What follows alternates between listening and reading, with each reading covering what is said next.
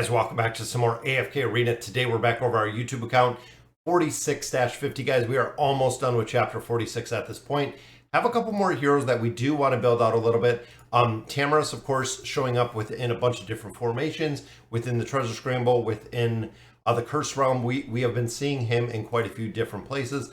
So I have been building out the signature item. We're going to go ahead and max that out to plus 30. That is right, guys. Immediately receives 5 stacks of enthusiasm. That is very big at the start of battle, guys. Plus 30 signature item. Absolutely want to build out. In addition, we've been working on the engraving for Nevi, and then we're going to be looking at the awakened version of Belinda. So there we go. So we got our plus 30 engraving right there. I know we do want to take her to 60, but we're saving the materials right now to build up the awakened version of Belinda. For Belinda, we only do need 2 more copies, and then we'll be able to get her up to that ascended level, unlocking the rest of her skills, and then ultimately taking her to the 1-star, throwing the engraving on her for another completely built E60 hero. It is what we're doing kind of one by one. So overall, guys, definitely making some progression with some of those heroes. I've been focused on building the heroes versus power leveling as of right now, because with the development and the building of the heroes, we're going to be able to perform better in the Treasure Scramble as well as the Curse Realm. It is really what we're looking at. Campaign, kind of a secondary focus right now. Levels, kind of a secondary focus. Now, the levels, like we've talked about before, guys, campaign is going to be huge with levels. In addition, King's Tower. This is the other place that it is going to be very prevalent with levels. You can push a little under-leveled if you do have the heroes built, but levels will ultimately push through here. So even if you don't have the heroes built, levels will still come out on top and you can make some progression. All right, guys, let's get into this campaign. Like we have seen time and time again, we're going to go through here. We're going to try to get a couple stages done. Looking at this one, guys, it is crowd control with Raku. Raku is a monster, guys, when it comes to this formation, because everybody goes into the frames with Leonardo and he just unleashes fury on the rest of the team, guys. And you can see Leonardo keeping them pretty much locked down right there. Boom. Very, very quick and easy battle right there because of the damage they're putting out, guys. 25 billion. Even Raku putting almost 10 billion more on the board than Thane just because of the crowd control that he does possess. Not only does he do the crowd control, but he also has the really big damage amplification. When it comes to a hero that is crowd controlled, that is why it is imperative, and that's why that meta comp is so strong, guys, is the damage amplification that he gets from Leonardo, but also the damage amplification he gets on the regular attacks with the crowd control going on. This one, of course, really big, the Alnigres. We've seen this meta kind of changing a little bit, and you can see, guys, it works very, very well. I know it does require the awakened version of Solus, but again, she should be the absolute first one that you're building in here. Super, super powerful hero, has an incredible amount of utility. I'm hoping we can get through again one of these formations. Mickey was in the stream yesterday. Definitely making some progression. We're right behind him. I think just 1 or 2 stages at this point. And it looks like we do have the Thorn Cheese in here. That is what I was looking for, guys. The Charizard, the Thorn Cheese. Really the 2 big ones that do take a little bit of while. And here he has Morrow. We're going to have to look at another formation because this one we do not have built out. Let's see where he has Morrow built out. Morrow is a hero that I've never really built out. Here, see, not really built at all. I know we have pretty much everything that we have in here and a little bit higher level. Let's see if we can get this to work. I actually do have the 3 of 9 furniture on Morrow. So my Morrow is even built out a little bit further. I feel like we're going to need some dodge there. Is going to be probably the big thing in here looking at this formation. Because remember, Nomura with that 9 of 9 furniture, of course, going to beguile whoever gets close to her. I feel like if we can get Ezio to dodge, we might have a chance in this formation. But this one is pretty unique. We'll try it one more time. I can't say this is a formation that I've ever ran. But I feel like the RNG aspect. Let's see if other players ran this. I'm assuming so. Which there it is with Morrow. And look at the damage, guys.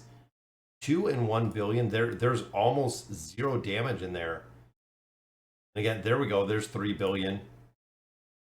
That is kind of crazy. See that formation 728. The significantly higher in this formation, guys. They have Brutus, Prisha, and then they have Thane. You know what? We might be able to do this one. Might be a little bit of a stretch. I'm hoping we can. Again, we got to make sure we keep Ainz alive. Ainz does dodge quite a bit, and also having Ezio in here. Ezio does a lot of dodge as well, guys. I feel like this is going to be just kind of an RNG formation in here as well. But if we can get through here, that gives us just a few more stages, guys. Get this done. Of course, Ezio comes out with a lot of energy, guys. I love Ezio with the furniture bonus. It is huge.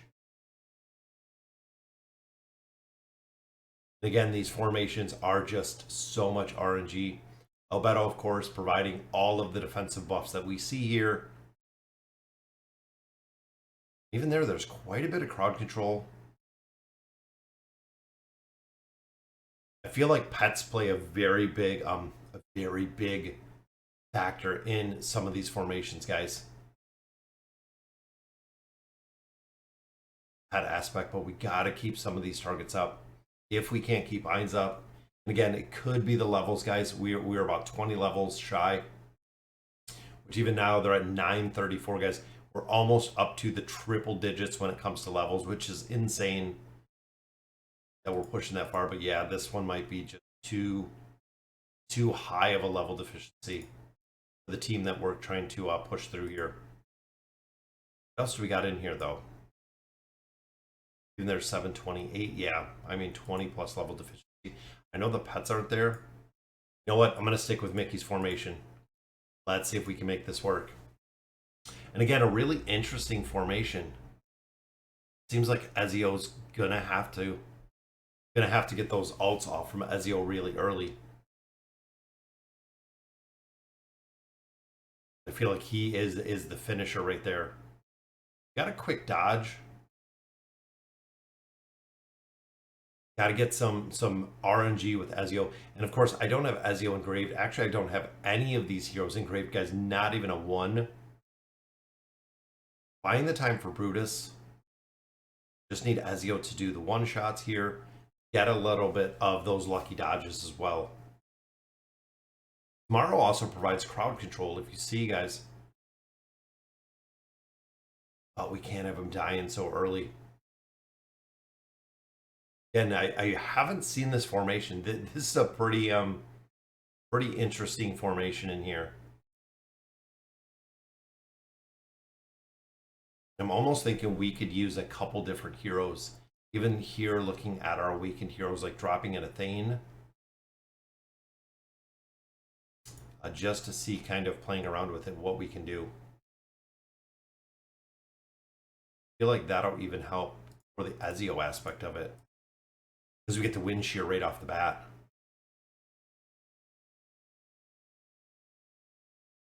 See the Thane immunity.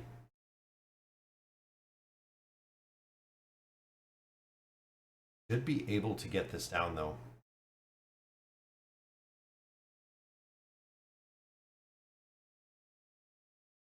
If we can keep Ezio up, if we can get Ezio to actually ult back here, should be relatively easy to finish this one. Just because of those insta kills.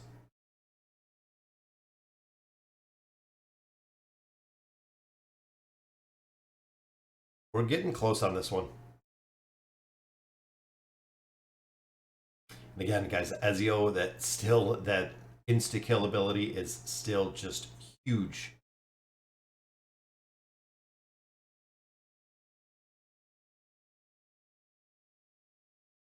Let's see what else.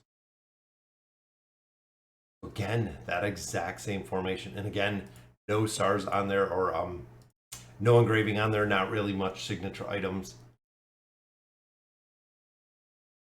Just gonna take, I guess, some RNG, guys.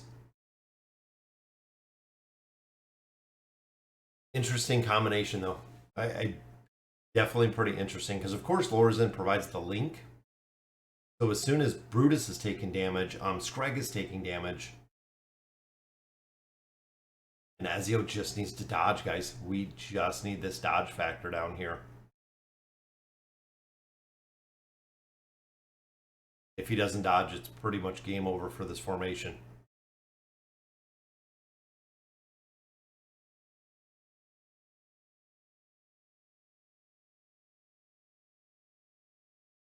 Yeah, Brutus and Nomura aren't going to do it alone. All right, guys, it took a while, but as you can see, a 46-52 is done, guys. I'm going to run through and show you the replays. So this one was a huge amount of RNG and took a lot of time to actually get through here. Maro with the crowd control right there, and also with the controlling, you can see we do have the control up here with Athalia, which made Athalia essentially kill K-Sauce in the back. So again, a very interesting combination here. And then of course we have the Bagayo up here from Nomura. Very slow burn with that one to get it done. But ultimately, guys, crowd control in AFK Arena absolutely does win. Looking there, guys, 6 billion damage, 3 billion from Ezio. Now our second was the Charizard, 7 billion from Zolrath. Like we've said before with Zolrath, if you build Zolrath out, guys, he will perform incredibly well when it comes to the damage aspect. He does a lot of damage, requiring a pretty significant build out. But if you do, guys, the damage is there with Zolrath. Boom, you can see target just sits here charmed. So Gwen is literally just sitting here charmed, waiting to be killed. And then of course our polar beast just running in there, putting out a considerable amount of damage in that one. Now looking at, of course, Scarlet, guys, Scarlet has been phenomenal across the board. The combination of Oden and Scarlet, this team is really strong. Similar to what we see with Leonardo da Vinci and Raku, the synergy of this team absolutely amazing, which of course is amplified up here by our Blade Ridge. The damage that Scarlet puts out, guys, it is so fast. And you'll see her energy literally just jump to full almost at the beginning and just raining terror down while we have the crowd control going on from Oden in there, making it very easy to get these targets down, guys. Look, Oden is still teleporting. Rosaline right here in the back. Incredible. Absolutely incredible in that formation. Then, of course, guys, Lucretia works flawless. Almost 80 billion damage there from Lucretia, running the lion up here. So this team just buffs up Lucretia. That's it. This is the reason why so many players run Lucy. It is really beneficial to run her in this formation. Again, it does take a little bit of RNG to actually get this one done, but she gets the cube up as soon as she comes in. She has to go to the enemy side. Now, of course, being on the enemy side, that is what triggers her artifact. So the artifact that she's equipped with, that is the trigger, is going on the enemy side, allowing her to do a ton of damage in there. Then, of course, the Thorn Cheese, guys, got it to work again at a 60 billion. Again, this one's a little bit of RNG. Now, Pippa teleports Thorin, which is kind of an interesting aspect in here. Boom, one retaliation. Boom, second one. Takes everyone down with the addition there of Kelthar to go ahead and complete that stage. So, all right, guys, so that means we only have a few stages left, and we will be done with this chapter. So that'll do it for today's video. Let me know in the comments what you guys think, and as always, thank you guys for watching.